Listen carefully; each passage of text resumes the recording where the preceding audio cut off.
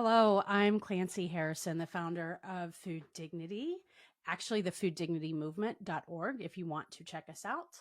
So my question that I have from you was, tell us more about me and my work. Well, I am a registered dietitian. Something that many people might not know about me is I was a food service director for 7 years in the school meal setting. So I'm very familiar with school breakfast, school lunch, after school lunch programs, and summer meal programs. But besides that, I am a national and international speaker.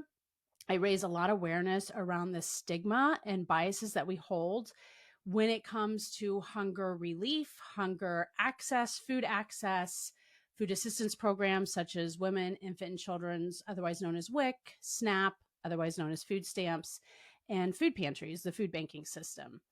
On a lot of work of fighting hunger by connecting nonprofits who don't really look at food access as one of their priorities. They have so many other things that they have to deal with. Maybe it's substance abuse disorder. It could be children who are vulnerable, who have been marginalized. They might have received some type of trauma in their life. They might have lost a parent, but also they could be in foster care.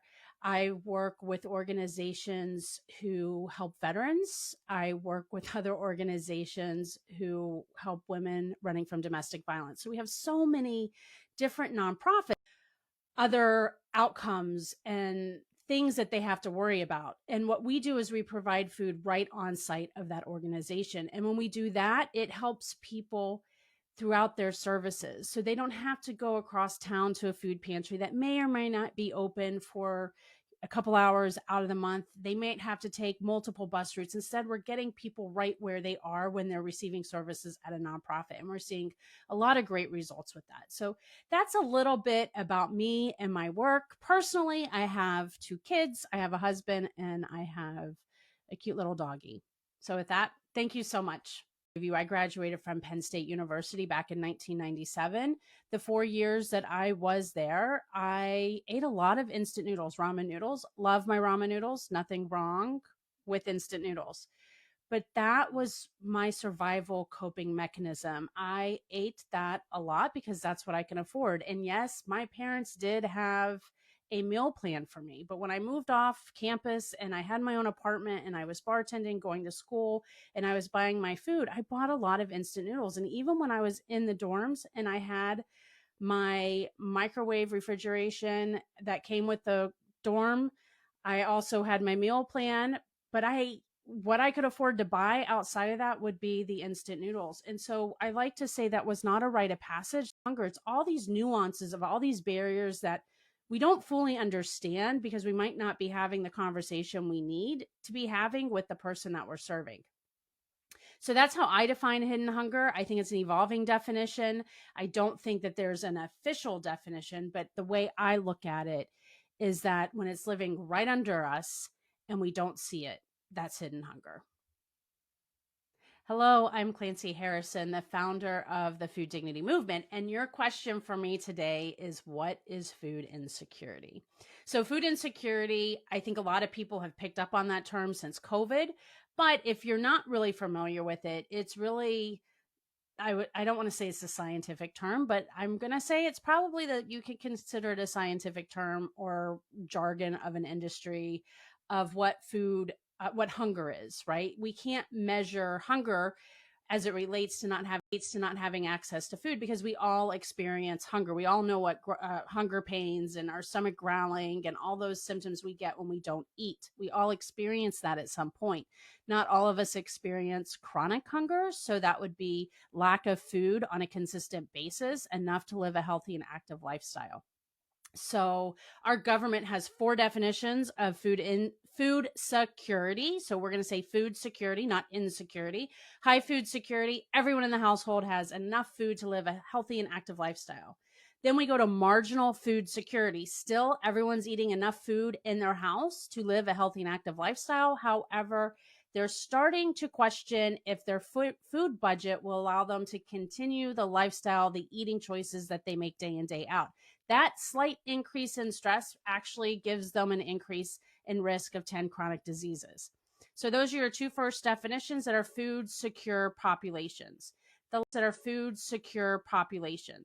The last two, the second two, are food insecurity, but we still say low food security and we say very low food security. I'm going to jump down to very low food security because I think that's where we all visualize what hunger is. It might be skipping a meal, it might be skipping food an entire day, maybe not eating 3 days in a row. It's when we're not getting enough food to nourish ourselves. Like we are lacking the quantity of food that we're consuming. We might be dumpster diving for food. We might be using food assistance programs as a coping mechanism, which we should all be. If you have struggles with your food access, you should see if you qualify for WIC, Women, Infant, and Children, uh, SNAP, otherwise known as food stamps, or your summer meal programs, Meals on Wheels, there's senior box delivery programs. There's so many services out there that you should be looking at. But let's to low food security. And this is where I think people get really confused. This is where I think hidden hunger lives. And so what low food security happens to be is we have enough food. We have the quantity. We don't have the quality of food. So this might be where we're eating prepared pancake mix day in and day out, made with water. We're not getting the fiber, the calcium, the iron, the zinc, the protein, the fiber that we need. Nothing wrong with pancake mix, but we're not getting that nourishing food. We might be full, but we're not getting enough nutrients to really thrive and survive. And so another really great example, mom might dilute her milk, or caregiver, grandparent, father might dilute their milk so all kids in the family could have access to milk with their cereal. Another example we see a lot is diluting formula, watering down formula so the formula lasts longer for the baby. Someone might make the choice between a highly processed white bread, nothing wrong with it, over a high fiber bread that's whole grain and whole wheat and all that stuff. So those are your definitions of food insecurity. I hope that helps in any way. If you have any questions, you can certainly reach out to me, Clancy at clancyharrison.com, or you can visit us at thefooddignitymovement.org. Thank you. Hello, I'm Clancy Harrison, the founder of the Food Dignity Movement. And your question is, how does the Food Dignity Movement work to reduce or stop shame and stigma and around food assistance programs? And I should say that one, we can never fully take that away because there's internal shame that people might have. We could do our best to make someone feel welcome, seen, understood, but we can never fully take that away. However, all we can do is approach the way we handle a situation and the way we helping someone. And the only way we can do that is by sitting down, understanding the population that we're serving, understanding the barriers that they have, putting them in a place of empowerment and agency where they can help us understand the solutions needed. And we will never understand the solutions needed unless we understand the barriers that people are facing. So I would say that's the first one, is centering people. The second one is taking a step back and saying, we don't know everything. We might be judging if we feel resentful and we find ourselves in that place. We take a step back and say, where am I wrong so I can be right? Where am I projecting my life experience? Where do I have misconceptions? Where am I creating a false story, a false narrative around why someone needs access to food? When we can sit down and actually identify those layers of bias and judgment and privilege and projection and assumptions and misconceptions, then we can say, I need to work on myself. I need to figure out how I can be better. Where am I wrong so I can be right? What's my lesson today? And when we can be humble enough to do that and humble enough to sit with someone and have a very compassionate, serious, hard conversation, that's where the magic happens. And that's where we start to hopefully break down the barriers of stigma and shame. The other, I would say the third one, besides peeling back our layers of where we judge, and the second one, centering people on being the experts in their life and understanding we're not the experts and we don't have the solutions. The third one I would say is just doing our best to make sure people feel seen, validated, understood. And we do that by, if someone's question, because until we start asking those questions, we are putting ourselves in a position of hurting hunger relief efforts because we don't know if we're truly making an impact. And those organizations might be actually taking fundings from organizations that do proper evaluation and working with people. So, one, find out what the organization's doing it, how they're evaluating, and get involved. Start talking to people who are experiencing food insecurity. Ask them what they need. What do they want? What's their biggest barrier? What is their favorite food to eat? And try to deliver that favorite food that they want to eat. Whether you think it's appropriate or inappropriate, that's a whole nother conversation, but it's something you should not insert into hunger relief. So with that, get involved. Clancy at clancyharrison.com. Visit us at thefooddignitymovement.org.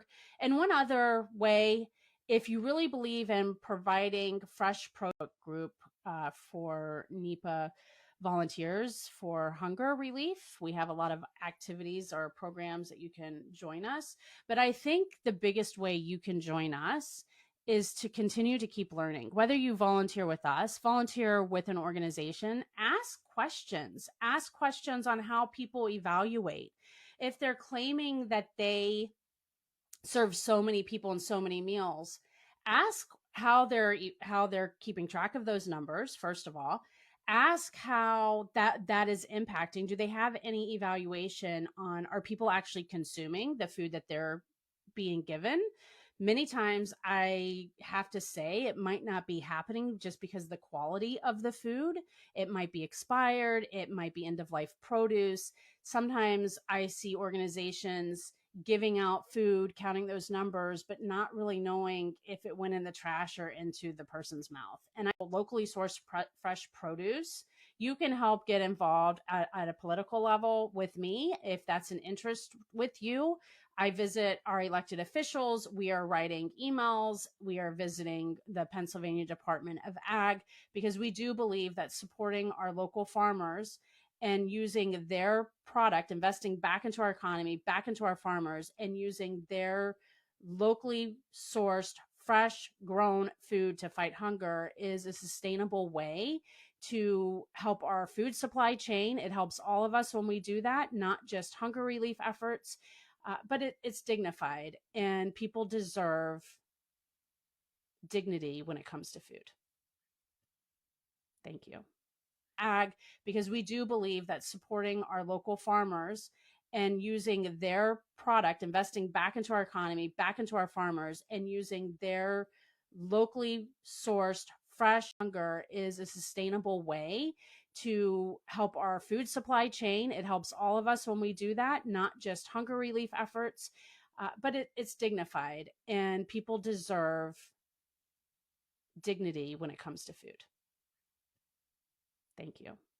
Ag, because we do believe that supporting our local farmers and using their product, investing back into our economy, back into our farmers, and using their locally sourced, fresh grown food to fight hunger is a sustainable way to help our food supply chain. It helps all of us when we do that, not just hunger relief efforts, but it's dignified, and people deserve dignity when it comes to food.